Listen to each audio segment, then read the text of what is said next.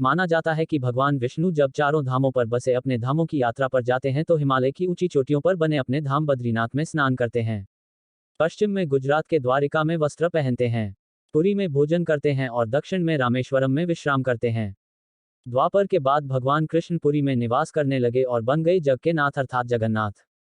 पुरी का जगन्नाथ धाम 4 धामों में से एक है। यहाँ भगवान जगन्नाथ बड़े भाई बलभद्र और बहन सुभद्रा के साथ विराजते हैं। मान्यता है कि जगन्नाथ मंदिर में प्रसाद पकाने के लिए 7 बर्तनों को एक के ऊपर एक क्रम में रखा जाता है, जिसमें सबसे ऊपर रखे बर्तन का प्रसाद सबसे पहले पकता है, जबकि नीचे की तरफ से एक के बाद एक प्रसाद पकता जाता है, जो कि अपने आप में हैरान कर देने वाला है। मान्यता है कि मंदिर में दिन के समय हवा समुद्र से जमीन की ओर चलती है, जबकि शाम के समय हवा जमीन से समुद्र की ओर चलती है। जगन्नाथ मंदिर के शिखर पर लगा झंडा हमेशा हवा के विपरीत लहराता है। मान्यता है कि जगन्नाथ मंदिर की ऊंचाई करीब 214 फीट है। ऐसे में पशु पक्षियों की परछाई तो बननी चाहिए, मगर इस मंदिर के शिखर की छाया हमेशा गायब ही रहती है। पुरी में स्थित जगन्नाथ मंदिर के ऊपर से न ही कभी कोई हवाई जहाज उड़ता है और न ही कोई पक्षी मंदिर के शिखर पर बैठता है। ऐसा भारत के किसी भी मंदिर में नहीं देखा गया है। मंदिर में हर 12 साल के भीतर भगवान जगन्नाथ समेत तीनों मूर्तियों को बदला जाता है, जिसके बाद वहां पर नई मूर्तियां स्थापित की जाती हैं।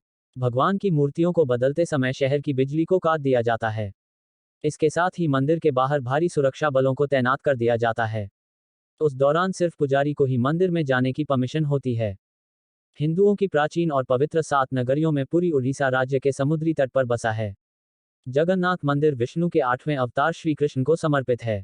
भारत के पूर्व में बंगाल की खाड़ी के पूर्वी छोर पर बसी पवित्र नगरी पुरी उड़ीसा की राजधानी भुवनेश्वर से थोड़ी दूरी पर है। आज का उड़ीसा प्राचीन काल में उत्कल प्रदेश के नाम से जाना जाता था। यहाँ देश की समृद्ध बंदरगाहें थीं, जहाँ जावा, सुमात्रा, इंडोनेशिया, थाईलैंड और अन्य कई देशों का इन्हीं बंदरगाह के रास्ते व्यापार होता था। विश्ववसु अपने आराध्य देव की मूर्ति चोरी होने से बहुत दुखी हुआ। अपने भक्त के दुख से भगवान भी दुखी हो गए। भगवान गुफा में लौट गए, लेकिन साथ ही राज इंद्रद्युम्न से वादा किया कि वो एक दिन उनके पास जरूर लौटेंगे बशर्ते कि वो एक दिन उनके लिए विशाल मंदिर बनवा दे। राजा ने मंदिर बनवा दिया और भगवान विष्णु से मंदिर में विराजमान होने के लिए कहा। भगवान ने कहा कि तुम मेरी मूर्ति बनाने के लिए समुद्र में तैर रहा पेड़ का बड़ा टुकड़ा उठाकर लाओ, जो द्वारिका से समुद्र में तैरकर पुरी आ रहा है। राजा के सेवकों ने उस पेड़ के टुकड़े को तो ढूंढ लिया, लेकिन सब लोग मिलकर भी उस पेड़ को नहीं उठा पाए। तब राजा को समझ आ गया कि नीलमाधव के अनन्य भक्त सबर कबीले के मुखिया विश्ववसु की ही सहायता लेना पड़ेगी। सब उस वक्त हैरान रह गए, जब विश्ववसु भारी भरकम लकड़ी को उठाकर मंदिर तक ले आए।